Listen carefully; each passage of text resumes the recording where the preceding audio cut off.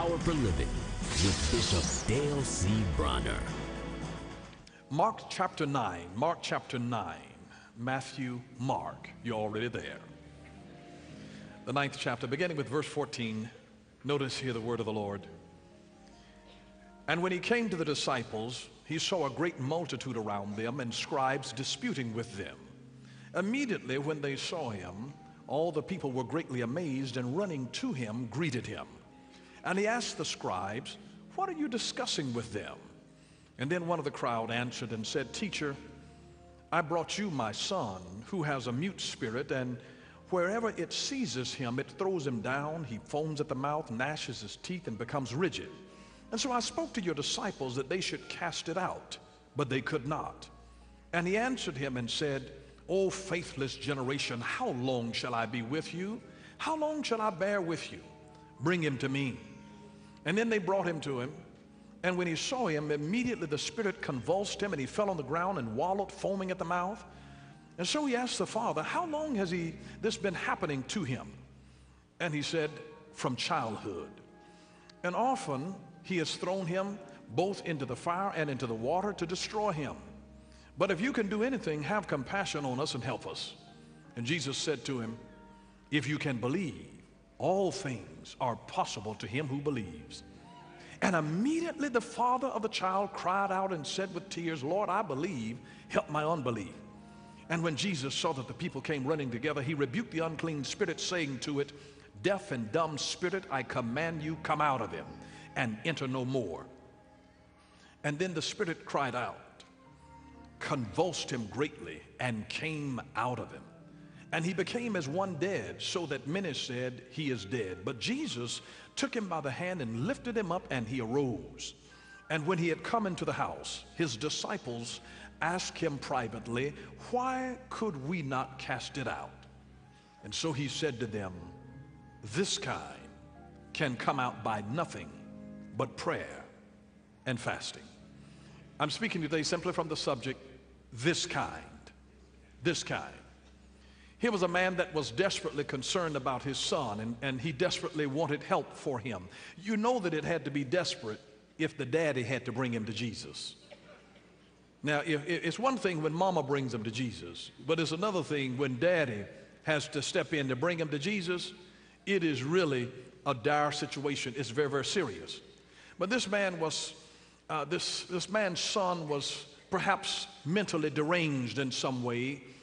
Some of the Bible theologians believe that perhaps he was an epileptic, and he had seizures, and he would cause him to fall down and foam at the mouth and do all of these things. But this was something that frustrated this man, and so he was doing everything within his power to try to get help for his son, because he knew that this was beyond his own strength and realm of knowledge.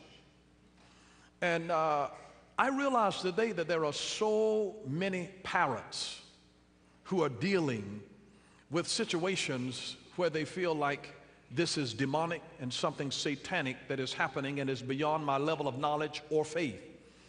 It's interesting that when Jesus said that all things are possible to him that believe, the Father said, "I believe, but help my unbelief." In other words, I'm sure that you understand how you can sympathize with this man, because he was saying, "I do believe, but help my unbelief." Have you ever been in a position where you were standing in faith for something, but you got some little doubt that's creeping and tapping on the head, saying, "You know, it's been a long time now. I know what the Lord said and what you're believing for, but you know, has it ever occurred to you that maybe it's not going to happen?" And you got something just tapping on you, just saying, hey, maybe it's not going to happen for you. And you're saying, "I do have faith, I believe, but help my unbelief." Now here's the deal. You can still get God to work for you with faith in your heart and doubt in your head. Your head, in fact, will always doubt what God has spoken in your heart. So don't be alarmed by that. When you got a little voice that's speaking on the inside of you trying to doubt what God, as long as you have faith in your heart, who believes that those things that he saith shall come to pass in his heart. Well, you believe that in your heart, It's all right to have doubt in your head as long as faith is in your heart. You can still get God to work with you. So don't let a little doubt discount or nullify all of your faith. Faith works in the heart, doubt works in the head. So don't doubt it in your heart, and you'll be all right with God. So this man was just being honest. He's saying, I believe, but help my unbelief. If you really were honest with yourself, almost every time that you believed God for something that seemed difficult or impossible to you, there was something in the back of your mind that's saying, what if you don't get it? Suppose she leave you anyway. Suppose he leaves you anyway. But you've got to push beyond that doubt and let your faith work for you anyhow. But here was a father that was dealing with a spirit in his child. And it's interesting to note that Jesus rebuked a deaf and a dumb spirit. He rebuked both of those. And this blocked the child from being able to hear or to speak, to communicate. And here's the deal, that whenever our children have a problem in their own life of being deaf and dumb, deaf and mute, here's what it says to us, because understand that this story is told in all three of the synoptic gospels. It's told in Matthew, the same story is told in Mark, the same story is told in Luke. In all three of the synoptic gospels, if you find a story in all three of the synoptic gospels, it is significant. And this is not just about one person's peculiar situation with their child. May I just tell you that I believe that this is emblematic of a generation that is on the scene today. It is emblematic of a generation that's on the scene today. And I'm not talking about what people do to their external. You know, if the little external stuff that our children were doing nowadays was all that they were doing, I'd tell you, don't even be concerned about it. Don't get concerned with body piercing and mohawks and because they're tatted up. Don't even let that bother you. That's not even an issue. What bothers us is when something on the inside of them starts causing them to do stuff that is out of character and away from the home training that we've tried to put in them. Then that's when you've got a problem, and they become deaf and mute, where they don't listen to you and they don't talk to you. They don't communicate with you. So we've got a generation that is on the scene now that don't listen to their parents and they don't communicate with them. And whenever a generation stops listening and stops talking to their parents, something demonic and satanic takes over them and their behavior becomes bizarre.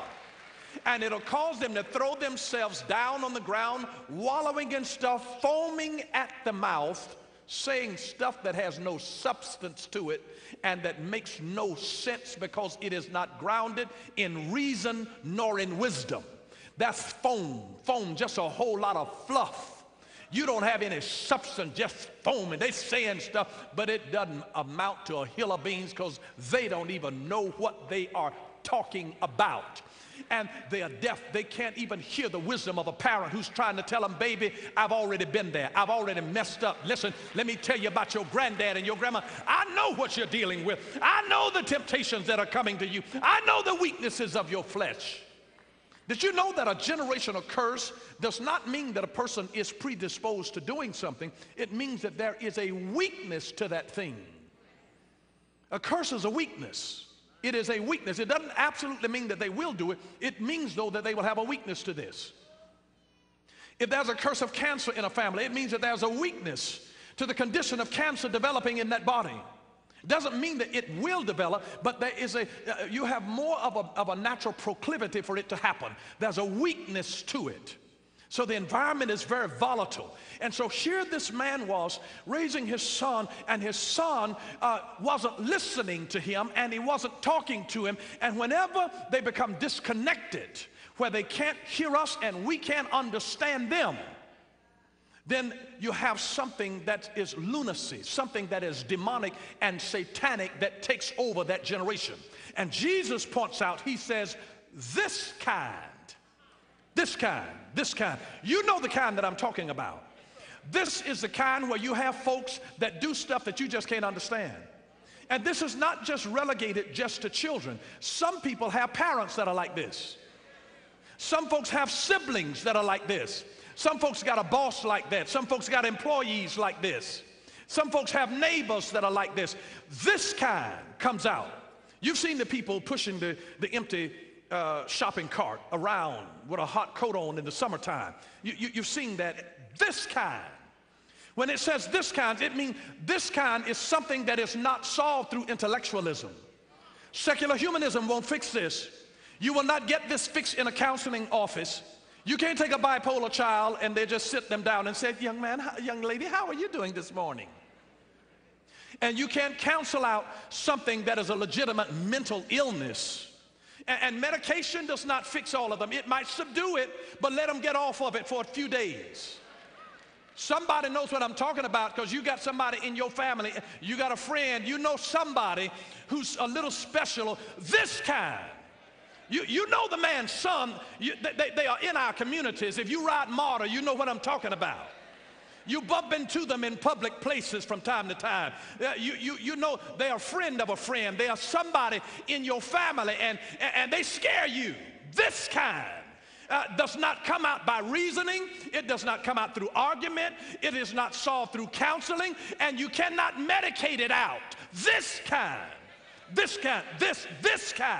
comes out by prayer and by fasting. There's some things that are happening in our culture today, that are in our society today, that I don't care how sophisticated your counseling degrees are. When a mind is twisted, everything that goes in it gets twisted. And you cannot solve it through counseling. Have anybody know about this kind? I mean, when you've seen a person that has a sickness, they've already done this before. They know what drugs will do to you, and yet they keep going back to it. I mean, they know how terrible prison is, and yet the recidivism rate is so high. There is a lunacy there, that's a craziness once you've been to jail one time to go back again, and you done told them, boy, listen, if you get in trouble again, don't call me. You know why parents cut off from their children and families get tired of them? It's because that was not the first offense. They've dealt with that one time and another time and another time. They have told them, and it didn't fix it. Because this kind does not go by sitting down and breathing out threats. I'm talking about this kind, where you got somebody and the issue is that they are bipolar. You don't fix that by sitting down and saying, I mean it. I mean it. I'm going to cut off the money. You can cut the money off. You can take away their clothes. It will not fix that problem of this kind. Anybody now, do you understand a little better now what I'm talking about? This kind. This kind is a dangerous situation. We've got a whole generation that is on the scene now that is this kind. It is this kind. And whenever our children stop listening, whenever they become deaf to us, whenever they become mute, they stop talking to us. Something demonic, satanic takes over them, and they begin to do bizarre things. And so Jesus asked the person here how long this boy had been suffering with this condition, and the man said, since childhood. From a child. Because when you find messed up adults, 9 times out of 10, the issue started in childhood. You trace it back to the home. You trace it back to something in childhood where it started off with that doing a little crazy thing, and it started off cute. And there's some things that look cute when you fall out on the floor at 2 years old.